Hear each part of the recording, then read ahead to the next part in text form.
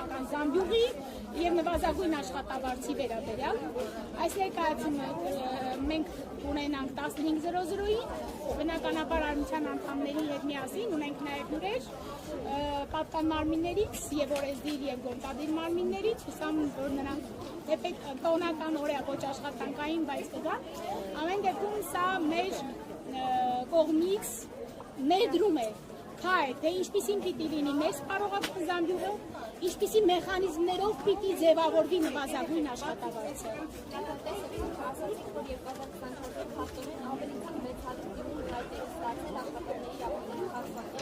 Այո, 655։ Որ իրավունքներն են խախտում Ուրեմն ավելի շատ կամ քիչ ասելու չէ, որովհետև խախտում են աշխատանքային օրենսդրությամբ սահմանված բոլոր իրավունքները։ Բայց ավելի շատ խախտվում են հատկապես վերջնահաշվարկ չվճարելու հետ կապված են խախտումները, արձակման նպաստ չվճարելու հետ կապված են խախտումները, կարգապահական բյուջեի սխալ կիրառման հետ են կապված խախտումները եւ հատկապես աշխատանքային պայմանագրի ձևի տեսակի հետ են կապված խախտումները։ Երբ ակնհայտ է, որ պիտի ունենային անորոշ ժամկետով կնքված աշխատանքային պայմանագիր, բայց ունենում ենք որոշակի ժամկետով կնքված աշխատանքային պայմանագիր, որը չի ապահովում աշխատանքային օրենսդրության 3-րդ հոդվածով սահմանված աշխատանքային իրավահարաբերությունների կայունության սկզբունքը։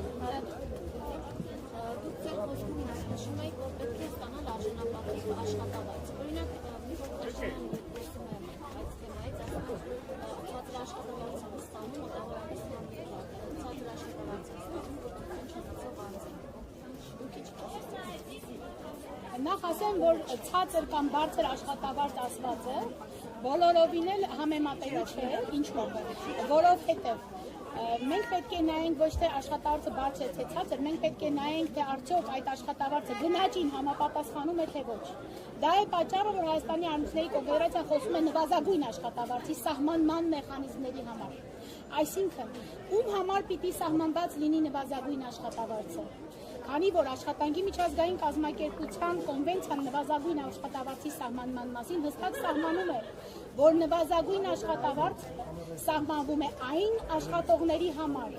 որոնց աշխատանքը կատարելու համար որոշակի մասնագիտական հմտություններ, բարձրագույն կրթություն անհրաժեշտ չէ։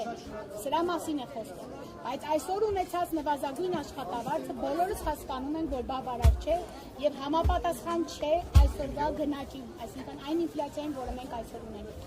Այդ է պատճառը, որ Հայաստանի Արմատների կոնֆեդերացիան մշտապես կոչ է անում, պահանջում է, որպեսզի նվազագույն աշխատավարձը սահմանելիս ունենանք հստակ մեխանիզմներ, ում համար պիտի սահմանված լինի այդ նվազագույն, այսպես ձեր խոսքով ասած ցածր աշխատավարձը, այսինքն ում համար։ Այն մարդիկ, ովքեր այսօր Հայաստանի Հանրապետության պարագայում, քանի որ սահմանված մեխանիզմներ չկան նվազագույն աշխատավարձի ձևավորման, նվազագույն աշխատավարձ կարող է ստանալ թե բժիշկը, թե մաքրուհին,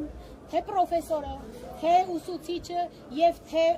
մատուցողը։ Քանի որ մենք չունենք տարանջատու, ում համար պետք է լինի նվազագույն աշխատավարձը, այսինքն թեպետ մենք վավերացրել ենք աշխատանքի միջազգային կազմակերպության նվազագույն աշխատավարձի սահմանման մասին կոնվենցիան, բայց մեր օրենսդրության մեջ դա չենք իմպլեմենտացրել։ Տեսեք, դուք ասում եք նվազագույն աշխատավարձը 100,000 ոչ պակաս քան 100,000 դրամ եւ կոչով պահանջով կառավարության դիմել եք կլսի կառավարությունը ձեր այս կոչը։ Ցանկացած կառավարության հետ արմություններն աշխատում են որպես սոցիալական գործընկերոջ։ Եվ այդ սոցիալական գործընկերության մշակույթը կայացնելու առաջին հիմնաքարերը դրվել են դեռևս 2009 թվականին։ Այսօր էլ մենք աշխատում ենք եռակողմ հարթակում։ Եռակողմ հանձնաժողովը հուսամ շուտով կգործարկվի, քանի որ ունենանք եռակողմ կնքված հանրապետական կոլեկտիվ պայմանագիր։ Եվ սա է այն հարթակը, որտեղ որ պիտի աշխատենք սրանով։ Ամենօրյա աշխատանք է։ Սա չի նշանակում, որ վաղը լինելու է այդ ոչ պակաս քան 100,000-ը, պարզ է, որ այդպես չի լինելու, բայց յուրաքանչյուր օր դրա համար պետք է աշխատել, կաթիլը քարեցակում, ամեն օր է պետք է աշխատել դրա մասին, չի կարելի միայն մայիսի 1-ին խոսել դրա մասին, չի կարելի միայն հոկտեմբերի 7-ին խոսել դրա մասին, Հայաստանի Արմատների կոնֆեդերացիան բոլոր հանդիպումներին է դրա մասին խոսում, ամեն օր է դրա մասին ասում։ Օրինակ, Գիտությունների ազգային ակադեմիայի գիտնականները նվազագույն աշխատավարձ են ստանում կամ դրանից պակաս։ Ազգային ժողովի պատգամավորները ստանում են մոտավորապես կես միլիոնից ավել աշխատավարձ։ Այսօրվա իրականության մեջ։ Ինչպես կարող եք զուգահեռ անցկացնել, հա, որքան այս Կարծեմ արդեն նախորդ հարցի պատասխանը դրան տրվեց, որովհետև քանի դեռ մենք չունենք նվազագույն աշխատավարձի սահմանման մեխանիզմ, քանի դեռ մենք չունենք թե ում համար պիտի լինի այդ նվազագույն կամ ձեր ասած ցածր աշխատավարձը, մենք ունենալու ենք այս իրավիճակը, որովհետև գործատուի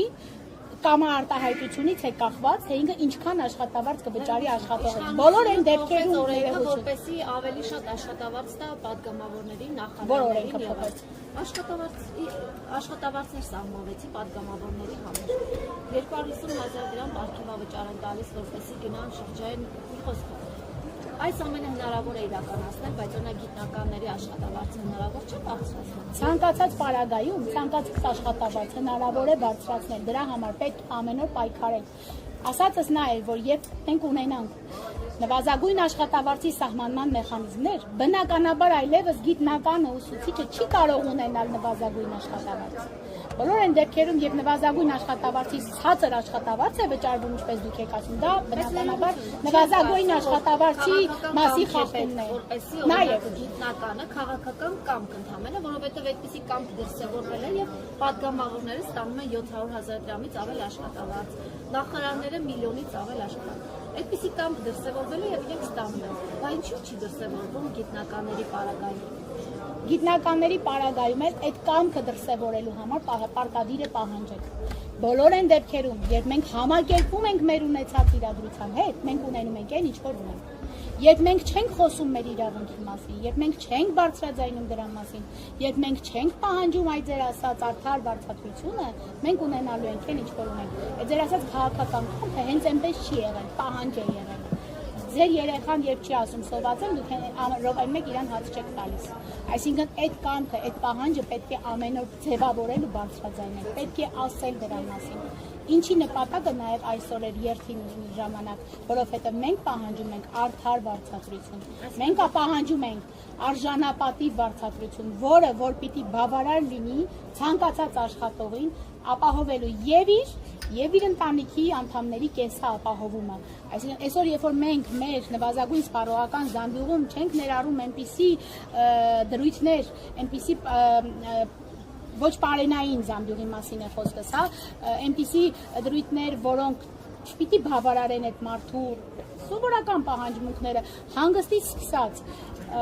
կոմունալ պահանջներից սկսած, հա, այս բոլորը պիտի սննդի մասով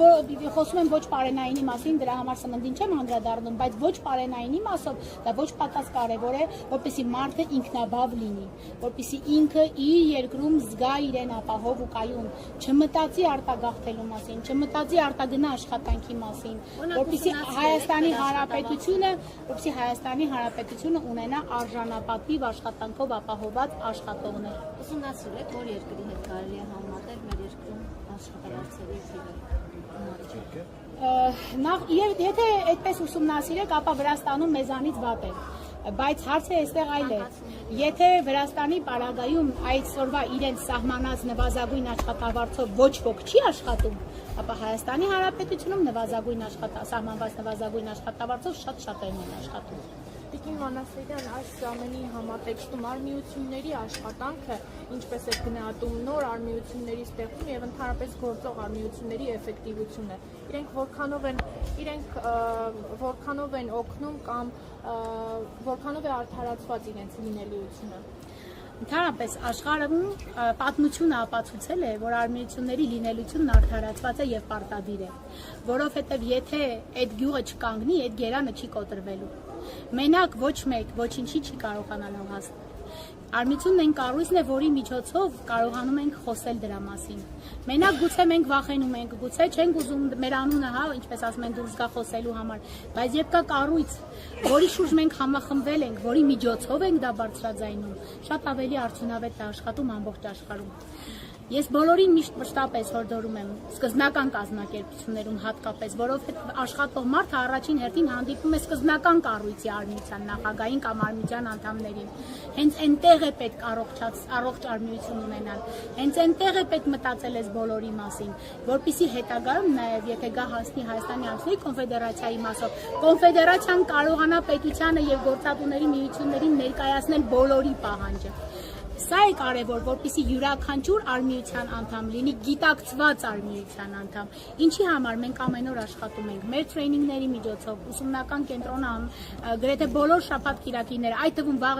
այս շաբաթ եւ կիրակի կազմակերպում է սեմինարներ, կազմակերպում է տրեյնինգներ, որպեսզի մենք ունենանք առողջ արմիություններ։ Այդ ժառանգությունը խորհրդային միությունից մնացած, որ արմիությունները պիտի օգնություն տան, պիտի նվեր տան, պիտի թաղման պսակ առնեն, խնդրում եմ մոռացեք սրա մասին, արմիությունները դրա համար ստեղծված չեն, արմիությունները ստեղծվել են ներկայացնելու, պաշտպանելու եւ առաջ մղելու աշխատողների աշխատանքային եւ դրա հետ կապված օրինական բոլոր շահերը։